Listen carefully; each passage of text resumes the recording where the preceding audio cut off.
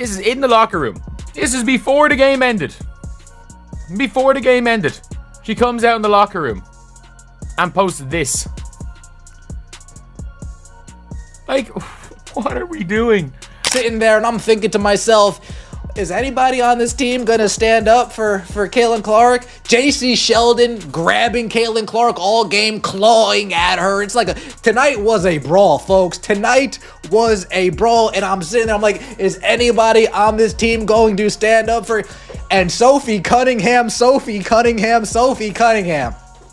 Sophie Cunningham, what happens when Sophie Cunningham turns into a one-woman wrecking crew and bodyguards Caitlin Clark like it's her sworn WNBA mission? Oh, just a complete meltdown on the court chaos in the Sun locker room, and Sophie handing out smoke like it's buy one get one free. You're not ready for this level of spicy drama, because when Sophie snapped, she didn't just clap back, she went full Avengers mode on the entire Sun team. Buckle up, this one's hotter than Angel Reese's Twitter feed.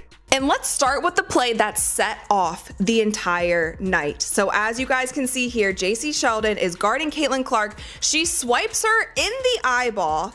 Caitlin Clark nudges her off because JC stays in her face.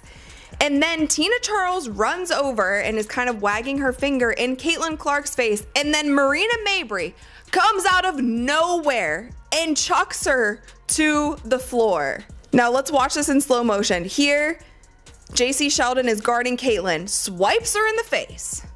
There's one. Going for the ball, swipes her in the eyeball. Caitlin's gonna have to start wearing goggles. And then Caitlin pushes her off of her, like, why are you still in my face?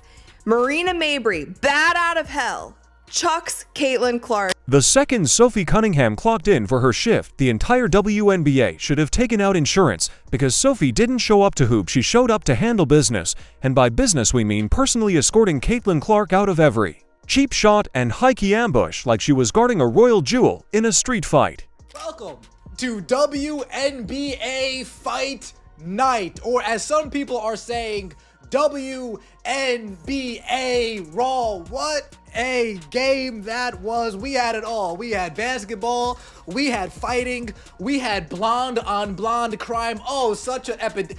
Oh, goodness. But at the end of the day, it resulted in an Indiana Fever W. 88-71, taking care of business. Forget teammate Sophie's moving like a Secret Service agent that moonlights as a demolition crew. You try to elbow Caitlin, boom, Sophie teleports in like a WWE tag and ready to dismantle your shoe deal and your dental alignment in one move you bump. Clark, after the whistle, congratulations, you've activated the full wrath of a professional enforcer with a jump shot and no regard for your feelings.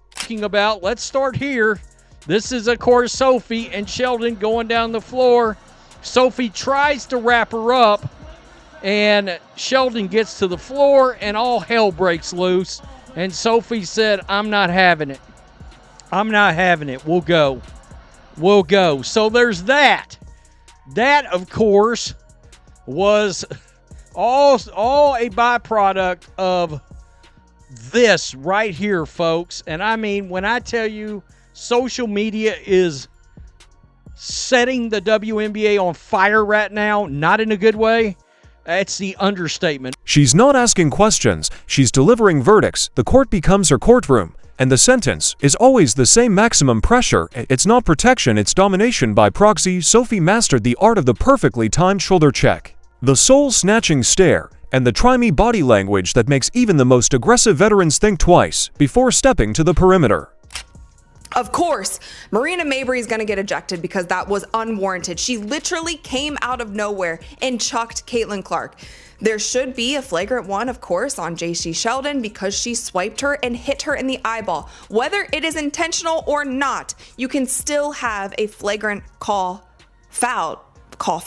flagrant foul called on you, whether you are trying to intentionally hurt somebody or not.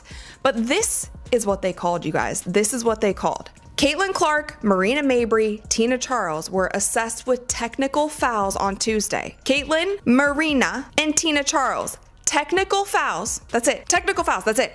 And JC Sheldon was assessed with a flagrant 1 foul, and no players were ejected. She doesn't wait for drama to unfold. She anticipates it like she's been reading the opponent's group chat all week. If there's a whiff of hostility, she's already inbound full. Sophie Cunningham is not here for post-game hugs. She's not holding hands during warm-ups. She's not tapping it up during shoot-arounds. No, she's operating on one frequency, only touch Clark, and you touch death. She's the WNBA's walking alarm system, permanently set to high alert, while others practice mindfulness and team bonding exercises. Sophie's out here running silent background checks with her eyeballs. One suspicious movement toward Clark, you might as well call in a medic. The league isn't used to this kind of unwavering loyalty paired with nuclear intensity.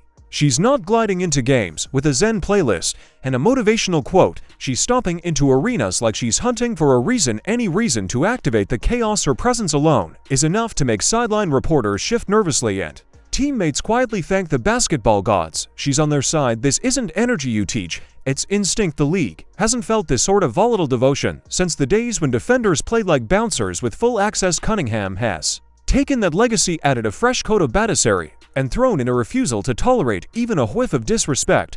I feel good, and Sophie Cunningham put me out on a high note, folks. I didn't even say calm down, regroup. I didn't even say that. Let's get straight to the play. Everybody is talking about. First off, Marina Maberry checking Caitlin Clark to the ground. JC Sheldon all over her, riding her pokes. King Clark in the IO man Kane. Clark needs to start wearing goggles, folks. Caitlin Clark's going to need to start wearing goggles. Bumps up on King Clark. Caitlin Clark says, "Get your hands off me." And then here comes Marina Maberry gogging Caitlin Clark like a safety coming downhill in the NFL. There was no flop there, and the WNBA hasn't seen this level of unapologetic ride or die energy in years. It's like Dennis Rodman with a girl boss twist and a deep-seated grudge against passive aggression. Cunningham doesn't just show up, she launches herself into the center of the storm and dares it to blow harder. Now, let's get real. Caitlin Clark walked into the WNBA with a target so big it probably qualifies as its own zip code. Rookie of the month. Please, she was enemy of the month every month, and not just by defenders, by entire rosters circling like it was open season on the rookie. With the golden range, some brought their game faces, others brought petty grudges, ancient rivalries, and unresolved issues that had nothing to do with her, but were unloaded anyway. Players lined up not to test her skill, but to try and crack her spirit.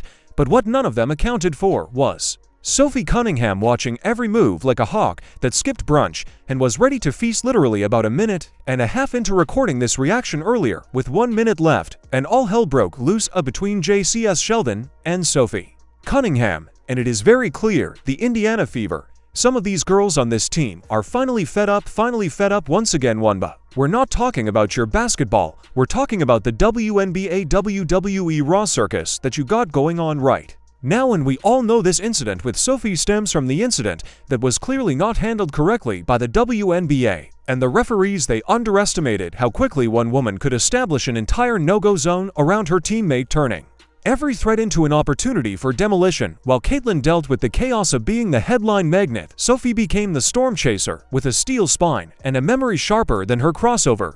This wasn't about stat sheets, it wasn't about highlights, it was about ensuring Clark didn't have to flinch every time someone wound up with a loose elbow. So while the league plotted, schemed, and whispered, Sophie strapped on metaphorical brass knuckles and made sure no one forgot this rookie. Maybe the future, but her present, it's heavily guarded. But guess what? The league didn't realize one thing. Caitlin wasn't walking in solo. She had Sophie, and Sophie's not a bodyguard that walks you to your car and calls it a day. Sophie's a bodyguard that dismantles the parking lot, flips the car, and then personally handcuffs anyone that even blinked wrong on the way out. Because for every shove Caitlin gets, Sophie delivers.